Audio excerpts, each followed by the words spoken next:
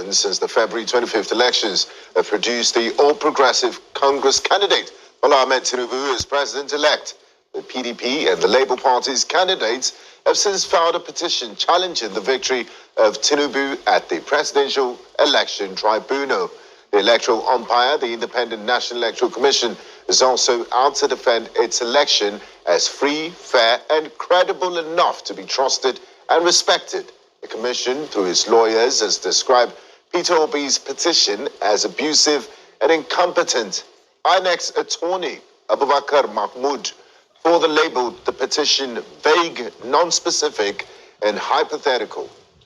As the legal juggernauts go to battle and post-election fireworks take up the polity, we analyse and unpack the petitions and what they mean to Nigeria's electoral viability. Now, joining me tonight and PHQ to discuss this is Dr. Omoshola Deji, a political scientist. Good to have you, Dr. Deji. Thank you for having me. Now, let's start off with this. Can you explain Inec's position as the electoral umpire regarding the allegations of non-compliance with electoral laws and breach of its own guidelines in the last presidential elections? What does Inec say? Well, the opposition political parties are challenging the election based on substantial non-compliance, but Inec has responded saying that it has not breached any law and it has substantially complied with the electoral law and its guidelines. Inec is arguing that if there are any glitches, it is not substantial enough for the Presidential Election Tribunal to upturn the result as earlier stated by the body. So Inec is all out to defend what he has done as regards the presidential election that produced Bola Ahmed Tinubu as president-elect.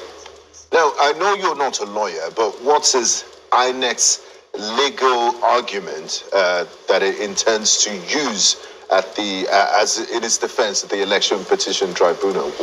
Well, Inec is saying that it has the liberty to determine how the result will be transmitted, and the electoral body is arguing that in this case that the Electoral Act does not state that the result should be transmitted maybe manually or electronically. That so INEC can choose any mode of transmission that it so wishes. But people are arguing, especially the political parties challenging the result, that you said in your guideline that you are going to transmit the result electronically. So INEC is arguing that, okay, even if I have not done that, it is still within my power to determine the mode of transmission, because the Constitution and the Electoral Act has given me the liberty to determine how to transmit the result. Even but though the argument now, that in its guidelines. Yeah.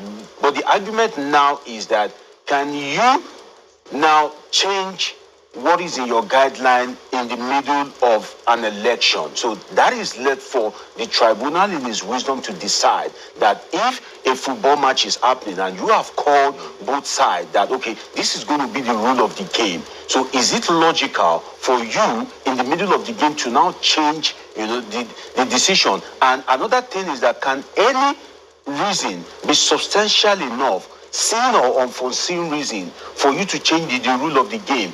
That brings us to the question that if there is a technical glitch, now what will happen? Is it within INEC's right to change the rule of the game as a result of the technical glitch? Then what constitutes a technical glitch itself? And if a technical glitch occurs, does it mean that INEC must wait for those things to be fixed? So INEC is saying that during the presidential election, that the uploading the result via the IREF for the presidential election, that there were difficulty in uploading the result, and the manual mode, which is the alternative, has to be so there has to be a fallback. Yeah, exactly. Yes. And also looking at these issues, and I'm sure the legal experts would take this up, the language, the semantics of guidelines.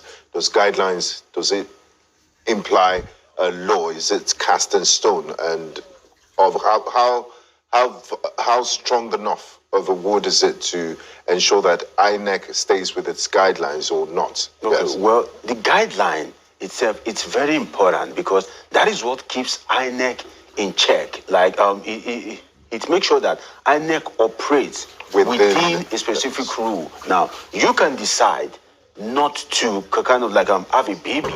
Government is not going to hold you, but once you impregnate someone or you give birth to a baby, you don't have the right to kill that baby. So the argument here is, okay, INEC, you can set the guideline based on your own liberty and resources and capacity and capability, but when the election is on, can you change the guideline at the middle of the game? So now, the problem is that we are having an election whereby INEC itself is being challenged to come and defend its own guideline. And that is a problem in this election. Past elections, we have a situation whereby political parties will challenge themselves. The action that was taken by another political party in terms of violence, in terms of overvoting, that is what is being challenged. But the significance of this presidential election tribunal is INEC itself is being brought to now defend its own guidelines. So that leaves much to be desired because INEC, as an independent body, should be able to come up with a guideline based on the resources available, based on the resources provided to it, to make sure that, okay, this is what I can fulfill and state it. Not that you are going to state something and then at the middle of the game, you try to do another. Now, Dr. Deji, looking at this, what is the basis of the Action People's Party's challenging the results of the presidential poll? Because if you look at the Action People's Party, they're not a major political party to be reckoned with. So what's in it for them, and why are they challenging this presidential result? Well, I think it's within the right of any political party that participated in an election, even if that political party has one vote, it is within the right, having participated in a process, to be able to question the process and the result that emerged from the process whereby you submit yourself to and participated in. So if APP has a candidate and participated in that election, of course they have the right, of their position. Regardless of their position, it is within their right to challenge. We've had situations in this country whereby political parties challenge election result because their name or their logos were tampered with. And if you look at the result of those political parties, it's little or nothing to write home about, but they are challenging that, okay, why should you deny us our right? So I think it is, yes, on principles. So I think it is within the right of APP to challenge the